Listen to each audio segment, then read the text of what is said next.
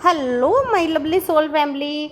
आपके लिए एक और मज़ेदार रीडिंग लेके आई हूँ जिसका टॉपिक रहने वाला है लोग क्या बातें बना रहे हैं। तो लोग आपके लिए क्या बोल रहे हैं, क्या बातें बना रहे हैं, क्या आपस में ऐसी बातें हो रही हैं जिसको आपको जानना ज़रूरी है। तो सब कुछ जानने की कोशिश करते हैं टैरो कार्ड के माध्यम से।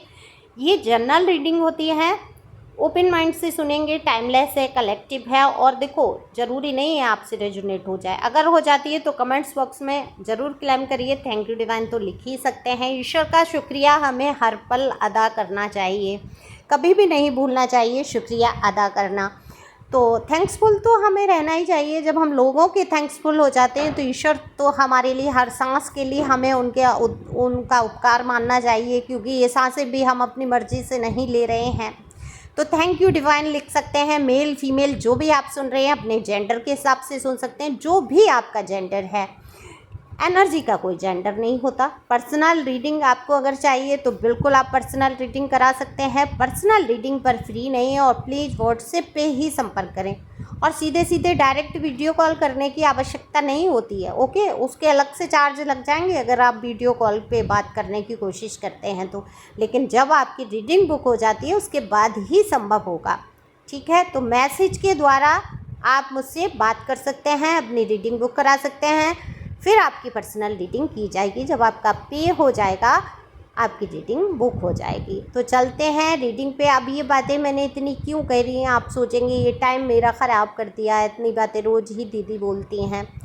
देखो, मेरा भी तो सोचो, मैं सुबह 4 बजे मेडिटेशन में बैठी या 6 बजे, अब वीडियो कॉल आ रहा है, कॉल पे कॉल आए जा रहे हैं।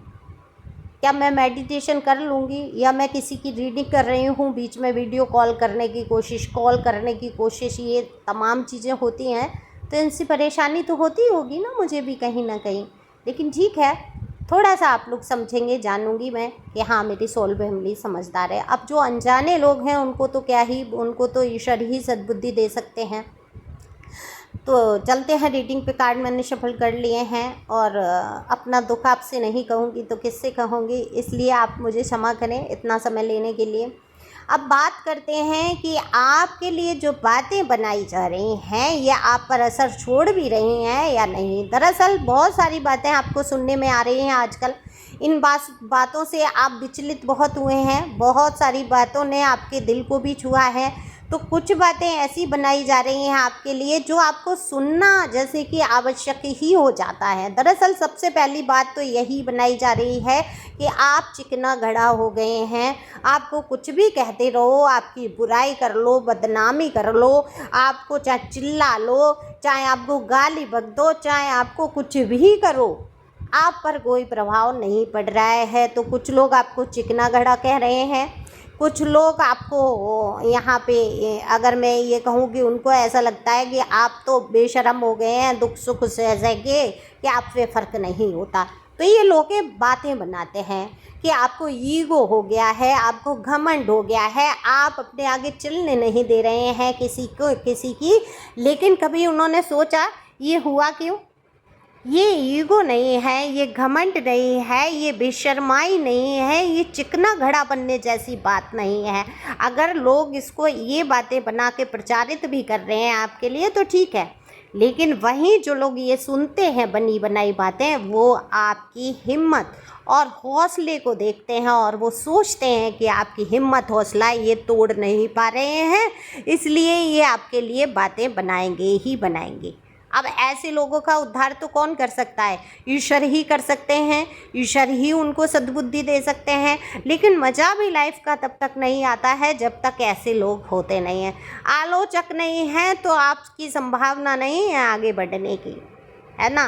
अगर आपके आलोचक बढ़ रहे हैं, अगर आपके प्रशंसक बढ़ रहे हो, प्रशंसक के साथ अगर आपके आलोचक भी बढ़ रहे हैं, तो आप समझो सफल हो। अब आपकी आलोचना करना कोई छोड़ दे, कोई आप पे गौर, इसका मतलब गौर करना छोड़ रहा है, वो आपकी गलतियों को देखना ही छोड़ रहा है, जहाँ आपसे मिस्टेक हो रही है वो देखना ही छोड़ दिया है, तो आप सुधार कैसे लाएंगे अपने अंदर, है ना। तो गलतियाँ देखने वाले, मैं तो कहती हूँ उनको सबसे पहले नमन करो। प्रशंसक तो हैं ही हैं, उनको तो नमन करना ही है भाई, हर किसी के बस की बात नहीं होती प्रशंसा करना। वो प्रशंसक भी महान है, लेकिन जो आपकी बुराई कर रहे हैं, जो आपकी आलोचना कर रहे हैं या आपके लिए बातें चार बना के खड़ी कर रहे हैं, वो भी महान है अपनी जगह, क्योंकि आपको बढ़ने का हौसला दे रहे हैं। तो ऐसे लोगों को तो कहा भी है कि निंदक नीरे राखिए और आंगन कुटी छपाए, कि भाई निंदक को तो आसपास रखो, जिससे कि आपकी वो निंदा करे, आपका हौसला बढ़े, आप वो कर दिखाएं जो आप कभी कर ही नहीं सकते थे। और ये आपके साथ हुआ है जीवन में।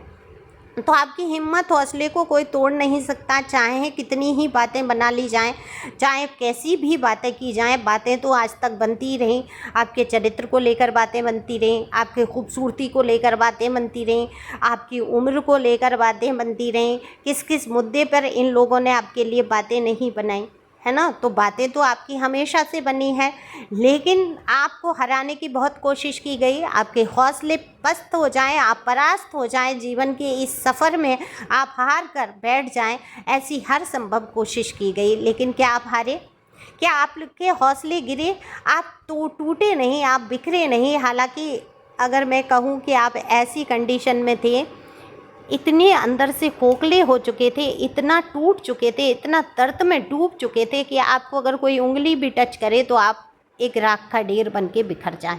लेकिन आपने उस कंडीशन में, आप सोचो, जैसे आपने देखा होगा, मैं अगर एक इमेजिन करो, एक हॉलीवुड मूवी में दिखाते हैं कि वो राख बन गया और उसको जैसे ही छुआ और वो टूट गया, वो लेजर वेजर से, यानी ऐसे दिखाते हैं मूवी, मुझे पसंद है, मैं देखती हूँ। तो वहाँ पर आप देखो कि यही अंदर से कंडीशन होती है एक टूटे हुए इंसान की, है ना, जो अंदर से बिल्कुल उसके हर रिश्ते नाते, उसके जीवन में सारा कुछ गड़बड़ हुआ पड़ा है, धमाके पे धमाके हुए जा रहे हैं उसके जीवन में, उसको रास्ते नज़र नहीं आ रहे हैं, और फिर वो हिम्मत करके आगे बढ़ रहा है। तो सोचो उसका हौसला कौन तोड़ लेगा। बातें बनाने वाले, उनको कोई मुफ्त में बातें बना रहे हैं, वो उनको अपना टाइम पास करना होता है, उनको तो कुछ करना ही नहीं है। तो बातें भी ऐसी नहीं बन रही हैं जो आपके विपरीत, जो आपके खिलाफ चली जाएं। अगर कोई कह भी रहा है कि आप पर फ़र्क नहीं पड़ता आप किसी भी मुसीबत का, दुख का, तो ये इसमें कहीं ना कहीं आपकी अच्छाई छिपी हुई है। तो आपकी डिक्शनरी में हारना शब्द मुझे यहाँ दिखाई नहीं दे रहा है। आप हार कर भी, अगर आप हार भी रहे हैं कहीं, तब आप संभाल लेते हैं और सोचते हैं जीत मेरी ही होगी, पक्की होगी। यहाँ युद्ध आप से किसी से लड़ना नहीं चाहते, जो कि आप, ये महाभारत का युद्ध नहीं है कि हार जीत से ही सुनिश्चित होगा। हार जीत आपके मन के ऊपर है। आपको पता है, आप ऐसे लोगों से जीत चुके हैं जो बिना मुकुट के राजा बने फिरते हैं, है ना। कुछ लोग बिना मुकुट के राजा होते हैं, वो ताज के बिना ही राजा बने फिरते हैं। उनको ऐसा लगता है यही शासन कर सकते हैं, इनके ही अंडर में प्रजा चलेगी और इनके अनुसार ही कहा हुआ ही सत्य होगा और उसी को सब सत्य मान लेंगे। तो ऐसे बिना ताज के जो राजा लोग होते हैं, बिना मुकुट के राजा होते हैं, इनके सामने आप हथियार नहीं डालेंगे, इनसे तो आप जीतेंगे ही जीतेंगे। आपने सोच लिया है ये बिना तिलक के राजा बने बैठे हैं, ये बिना मुकुट के राजा बने बैठे हैं, अब इनसे मुझे नहीं हारना है, इनके अंडर में मुझे कंट्रोल में नहीं चलना है। अब मेरी ज़िंदगी है, मैं अपने अनुसार चलूँगा या चलूँगी। ये उन लोगों की रीडिंग है जिनके हौसले कभी परास्त होते ही नहीं हैं। परिस्थितियाँ ज़रूर उनको तोड़ के रख देने वाली होती हैं, लेकिन वो हौसले नहीं हारते हैं। ये गजब की एनर्जी सिर्फ आपकी हो सकती है और किसी की नहीं, क्योंकि ये जो हर किसी के अंदर नहीं होता। आपको लगता होगा कि नहीं नहीं, मैं तो ऐसा नहीं हूँ, मैं ऐसा नहीं कर पाती हूँ, मैं ऐसा कैसे नहीं कर पाती। आप जो आपके ऊपर बीता है, आप सोचो, क्या इस परिस्थिति में कोई उठकर खड़ा हो पाता? नहीं हो पाता। लेकिन आज आप चल रहे हैं, खड़े हैं, अपना कुछ मुकाम हासिल करने की कोशिश कर रहे हैं। तभी तो कहा कि आपकी डिक्शनरी में हार शब्द नहीं है।